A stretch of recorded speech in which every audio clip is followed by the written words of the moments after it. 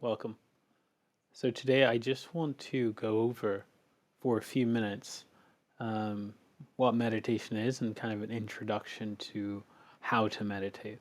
Now, there are various ways of meditating, so what I'm about to explain to you is only one version, and as you gain more experience, you can feel free to try different methods out and try what works for you because it's essentially a individual's journey through meditation. So to start out, what's most important across most meditation traditions is sitting up straight, right? Posture. So the first thing is to assume a good posture.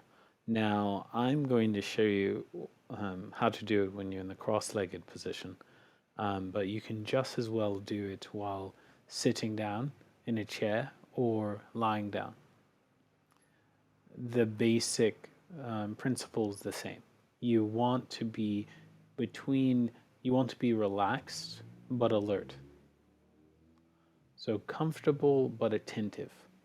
And so what that means for your back is you want a really straight back, all the way back down to the tailbone, and it should go all the way up, all the way out to the top of your head. You can almost feel like a string being pulled from from the back of your head up into the ceiling. And you should feel that alert, that erectness, and you don't want to strain it too much. Right? You want to settle in so you can almost move back and forth. And the reason we do this in meditation is because meditation, although it is been labeled as effortless, it does take effort, and you want to maintain a alert mind so that you can be aware of all the thoughts and feelings that come into consciousness. And so the next part is if you're sitting, the cross-legged position, depending on your flexibility, you can find out what works best for you, but there's many different ways of sitting. Again, the whole point is to find a stable position for which you can sit without moving for the length of the meditation. And that's important because in meditation, you want your body to be comfortable and still, and not inhibit you or bother you during the meditation session. And it's okay if it does, such as your feet falling asleep or an itching sensation. But sometimes that can distract us and make us want to move because we feel actual pain versus the pain of anxiety, which we can handle through meditation. So this is the physical part. You set up this physical structure so that your mind can just release. And so some people in the Zen tradition, or in certain parts of the Zen tradition, when you meditate, you do not close your eyes. So you take your gaze, you can look straight forward, and then gently nod, bring your chin down, just a little bit, and then you can face your eyes. It's a 45-degree angle, and you want to be. It would seem that you're looking at something directly, but instead, you're just placing your gaze there. You're not staring at something in particular. There is no object. And so with your mouth, for different meditations, you will have different approaches. Some, when they're focusing on the breath, they're telling you to breathe through your mouth or your nose. In Zen, it's often said that you're breathing through your nose. So you can close your mouth. And then you can move your tongue to the front of your mouth on your gums, and you can just sit it there. And that's because there will be saliva buildup as you meditate. and this is a way of keeping the buildup rather low, or you have to keep swallowing throughout your meditation.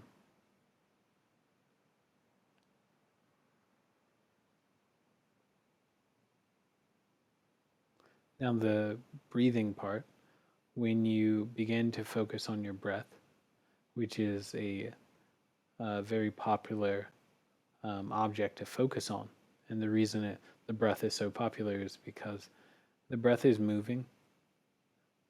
It's always moving, so in and out, in and out. It's a constant source for you.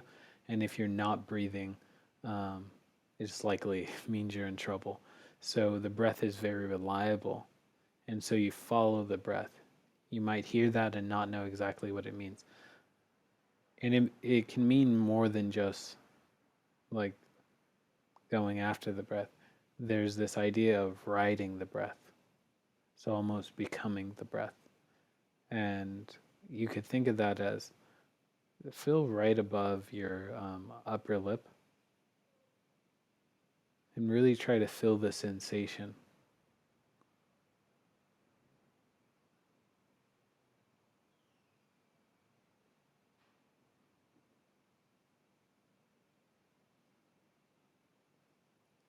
And also tap into the temperature.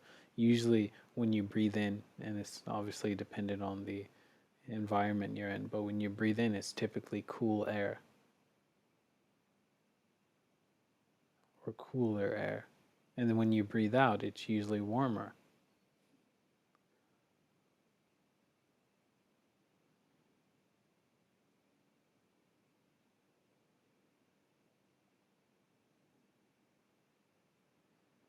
So for the first few breaths, I would say like the first dozen or so breaths, you can voluntarily um, choose to breathe and take some deep breaths.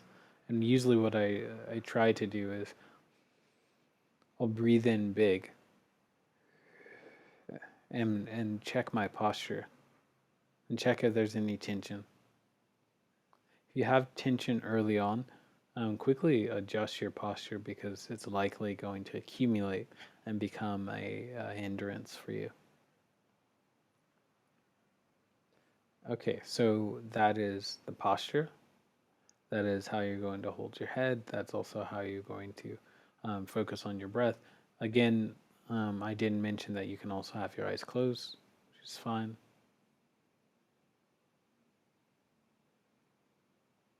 And that's practiced by different people. It depends on your preference early on. So the next part is really what you are doing in meditation. So this is when I usually bring in um, a image to really think about what meditating is or what it feels like. So when you're meditating, you want to keep focusing on your object, which I've suggested that you start with the breath because it's really reliable. Some people like to focus on their hara, which is like at the bottom, let's say, of your stomach, and watch that go in and out. Right? You can feel it expanding. And then other people, they focus on their different mudras, which I won't go into. But essentially, you can do it how you like. And some people, they like to put their hands on their knees, like so. Some people like to do this. This is more in the yoga tradition, but whatever fits. Some people like this. Some people like this mudra, the cosmic mudra. This is used a lot in Zen, and there's many others. The point is just to find what's fitting for you, and don't complicate it. There is really no perfect way to do it. There are many ways to do it, and once you find what you're comfortable with, just go with it. So then going back to what are we doing when we're meditating? So the first thing is we're not trying to clear our thoughts. We're not trying to have an empty mind.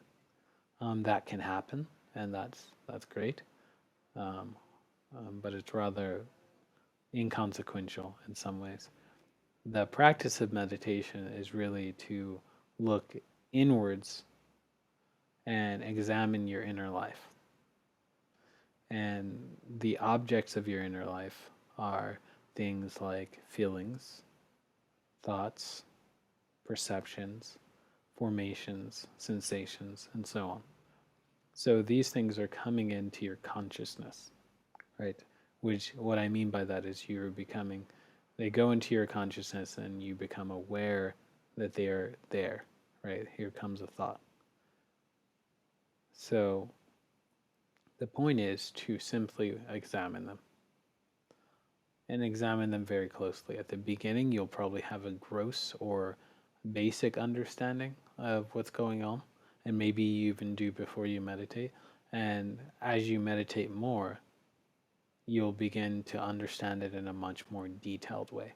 So instead of just seeing thought by thought, you can actually begin to see the texture of the thought. You can begin to see the magnetism of the thought. You can begin to see how it emerges and falls away. You can see the transitoriness. You can see that only one thought or sensation come at a time, and they can be so close to each other, and you can see how all these things, how narratives are looped together. You can really begin to see how your mind works. So that's really the purpose. And the purpose, what that does is you create a gap. You create a gap between a thought or sensation, or let's say a mind object, and action. So by observing deeply, you can, when you start to understand yourself by knowing how the mechanisms work, they begin to come up in your daily life. So you'll be in a meeting, and if you practice meditation long enough, someone will come in the room, and then you'll notice perception you have of them, a series of thoughts or sensations or feelings, and you'll be able to see that that is just the mind as a mechanism. You begin to see that the mind is actually made up of it's a bundle of dislocated thoughts and feelings and mind objects, and that it's actually behind the thoughts there is really no one there. So this is really a generative machine. And the question is, and that's why we have these habits, right? Because we have this generative way of thinking, and there is some creativity involved, but mainly we see this similar thought patterns, similar feeling patterns. And when we get to know them, we can actually begin to break them. We can actually begin to dissipate and extinguish the actions that result from that series of thoughts. So another way to visualize the mind is you can visualize your mind as a stream or a river. And as you're looking at the river, there are fish. And what are fish? Fish are mind objects. So you can say a thought comes through the river of consciousness as a fish. And your job, what you usually do, is your mind is looking for a fish that you really, really like. And so a thought is generated, and maybe it's like, sunny outside. And then something else comes up. Oh, I need to finish that exam that I'm supposed to be studying for that exam that I'm supposed to turn in next week. And then all of a sudden you say, well, what if I don't finish? Another thought occurs. Well, if I don't finish, this is going to happen to me. And then a thought. And they can come in quick succession and have a affective nature to them of feeling anxious or fearful and that sort of thing. And so usually all of those are fish swimming really fast, and you're running after them, right? The fish, you're totally in the water, the fish is overtaking you. And then maybe you're running away from other fish that you think are too big or scary. and then running towards fish, like, oh, I'm going to have some ice cream after this, and really excited and really getting into how that experience is going to be with that film. So that's our daily life. We're driven by these habitual patterns, this mechanistic machine we get hooked onto, and we get hooked into these narratives about ourselves. And that's what causes a lot of our suffering. When you meditate, the point is to allow every fish, no matter what type of fish, what color, what size, no matter how interesting, uninteresting, scary, attractive, we want to treat every fish as the same. And the goal is to just let the fish pass. Acknowledge that it's there. You're not running away or turning away from it. You are allowing the fish to simply be. And you're not adding anything else to it. You're not getting hooked. So that's really the goal of meditation. Now, there's lots of different ways you can do it, but the main thing is really is being able to go back to the breath. So every time that you allow a fish to leave, you're doing meditation. And then every time that you catch a fish, you hang on to it, and then you realize that you've caught it. Then you release it and you go back to your breath. That's meditation. So that's the whole meditation. You give your mind a simple task of letting everything go that comes into consciousness. And that's the practice. That's the whole thing. So whenever you're meditating, just realize you could start with that visualization of your mind and begin to develop this ability to not judge what's coming through, and to be within awareness. And so gently touching on awareness, I won't go too deep because we could really go into what awareness is, but awareness is what's always there, always with you, and doesn't have any evaluation or judgment, but it's always there. So if you close your eyes now, and I tell you to focus on the sounds coming in. Now focus on the smells. Now focus on the taste, any taste that are showing up. Now what you might have noticed is that you are moving your attention around, and we can say that attention is a subset or a child process of awareness. And so we moved our attention, but notice that you could observe when your attention moved throughout that small interval. That ability to see that your attention was moving is awareness. And the ability to see thoughts coming up, rising and falling is also awareness. So this is the practice of meditation.